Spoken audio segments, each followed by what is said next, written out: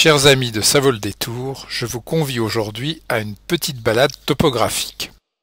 Car comment comprendre Paris sans avoir à l'esprit ses plaines, ses collines, ses vallées, ses méandres, ses îles et même ses cols?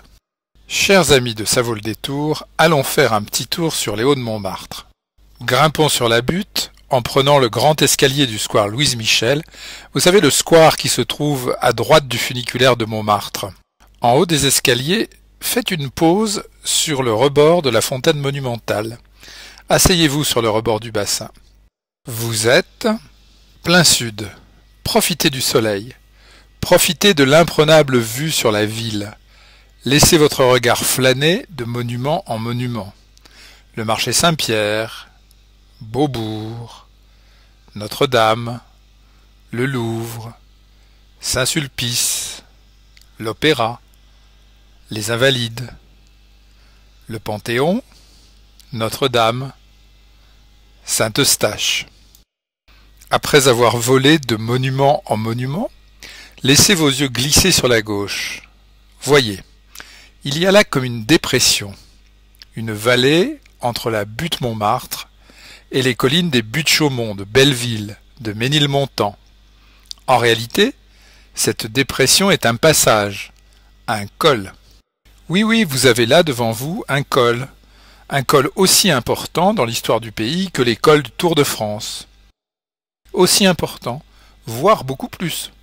Dans ce couloir, dans ce col, se sont installés depuis des siècles de grands axes de communication, et plus récemment, les voies ferrées du Nord et de l'Est.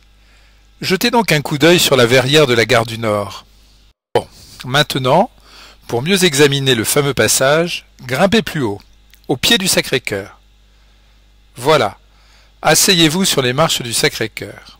Avec un peu de chance, vous aurez dans l'oreille le répertoire international du chanteur mexicain au petit chapeau noir que des centaines de jeunes s'arrêtent pour écouter. Profitez de la musique pour laisser votre regard planer sur la ville. Chers amis, voilà un parfait point de vue pour s'imprégner du relief parisien.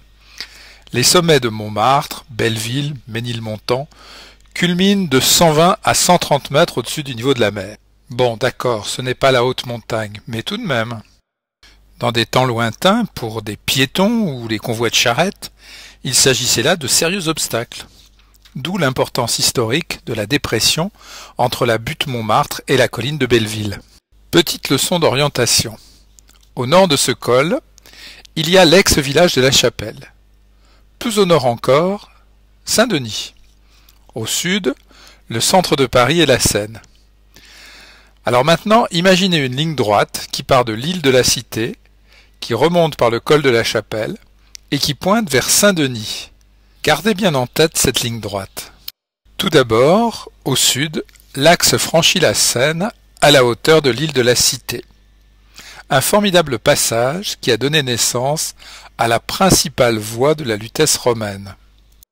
Face à la Seine, un fleuve qui, comme la Loire, ne manquait pas de s'étaler, l'île de la Cité offrait un formidable point d'appui. Qui plus est, de part et d'autre de la Seine, deux petits tertres ou monceaux facilitaient le passage. Sur la rive gauche, au sud de la Seine, le monceau où est implantée l'église Saint-Séverin. Sur la rive droite, au nord de la Seine, le monceau sur lequel a été édifiée l'église Saint-Jacques de la Boucherie.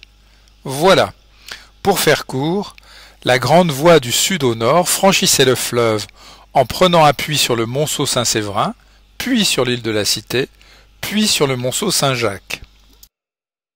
Ensuite, de manière parfaitement linéaire, cette grande voie de communication du sud vers le nord s'orientait vers le col de la Chapelle, entre la butte Montmartre et la butte de Belleville. Enfin, et surtout, en piquant tout droit vers le nord, ce grand axe de communication frôle le méandre le plus oriental de la Seine, le frôle et donc l'évite.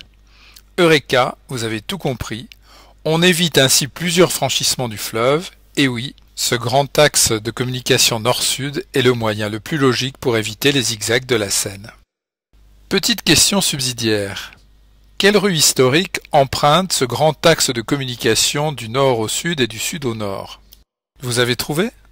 Il s'agit bien sûr de la rue Saint-Denis, avec dans son prolongement la rue du Faubourg Saint-Denis, et la rue Saint-Martin, prolongée par la rue du Faubourg Saint-Martin.